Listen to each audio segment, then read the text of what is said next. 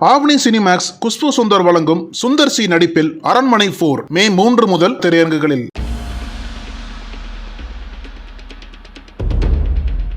20,000ற்கு ஆசைப்பட்ட எக்ஸ் ஆணையர்.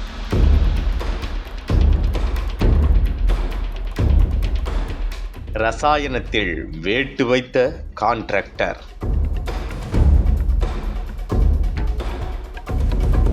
ஸ்கெட்ச் போட்டு தூக்கிய விஜிலன்ஸ்.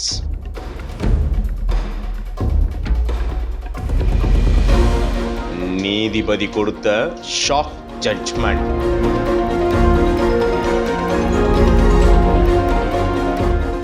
வேலூரில் பரபரப்பு.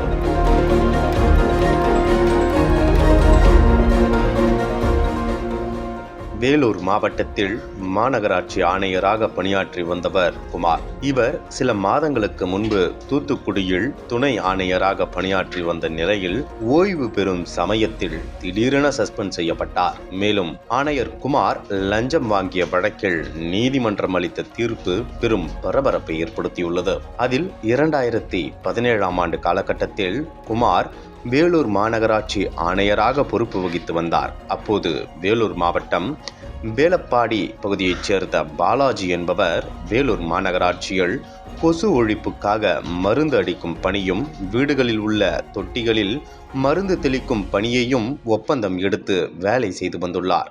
மேலும் இதற்காக 10,23,000 ரூபாய் காசோலையை மாநகராட்சி ஆணையராக இருந்த குமாரிடம் கேட்டுள்ளார்.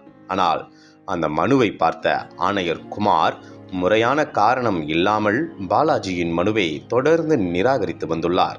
ஒரு கட்டத்தில் இதனால் பாதிக்கப்பட்ட பாலாஜி ஆணையர் குமாரை நேரில் சந்தித்து பேசியுள்ளார். அப்போது பாலாஜியின் ஒப்பந்தத்திற்கு டீல் பேசிய ஆணையர் குமார் 10,23,000 ரூபாய் பணத்தில் எனக்கு 2% கமிஷன் தொகையாக ரூபாய் 22,000 தர வேண்டும் என்று தெரிவித்துள்ளார். இதனால் அதிர்ச்சியான பாலாஜி என்னிடம் அவ்வளவு பணம் இல்லை எனவும் வேண்டுமானால் 20,000 ரூபாய் தருகிறேன் எனவும் கூறியிருக்கிறார். ஒரு கட்டத்தில் இதை கேட்டு கடுப்பான ஆணையர் குமார் ஒப்பந்ததாரர் பாலாஜியை ஆபாச வார்த்தைகளால் திட்டி அவமானப்படுத்தியுள்ளார்.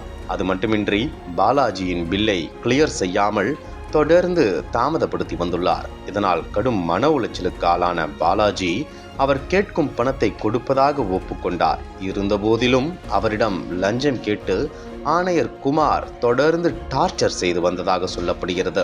இதற்கிடையில் லஞ்சம் கொடுக்க விருப்பமில்லாத பாலாஜி இது குறித்து வேலூர் லஞ்ச ஒழிப்பு போலீசில் புகார் அளித்தார். இதனையடுத்து லஞ்ச ஒழிப்புத்துறை அதிகாரிகள் வழக்கு பதிவு செய்து ரசாயனம் தடவிய 20,000 ரூபாய் பணத்தை தந்து அனுப்பியுள்ளனர். இதையடுத்து அலுவலகத்திற்கு சென்று ஆணையர் குமாரிடம் பணம் கொடுக்கும் போது அங்கு மறைந்திருந்த லஞ்ச ஒழிப்பு போலீசார் ஆணையர் குமாரை கையும் களவுமாக பிடித்து கைது செய்தனர். இந்த நிலையில் இது தொடர்பான வழக்கு வேலூர் மாவட்டம் முதன்மை குற்றவியல் நீதிமன்றத்தில் நடைபெற்று வந்தது. அப்போது இருதரப்பு வாதங்களை கேட்ட நீதிமன்ற அமர்வு இந்த வழக்கின் தீர்ப்பை 29ஆம் தேதிக்கு ஒத்திவைத்தது.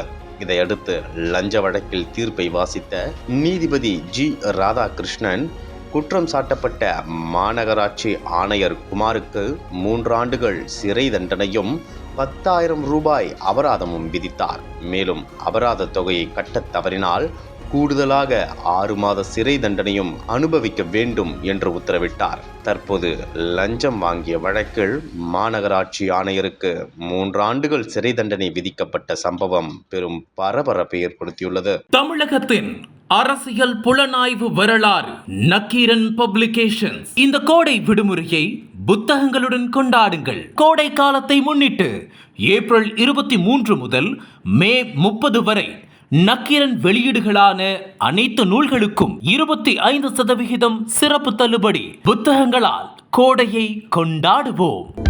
அனல் பறக்கும் செய்திகளை அப்டேட் செய்து கொள்ள நக்கீரன் களத்தை இப்பவே சப்ஸ்கிரைப் பண்ணுங்க.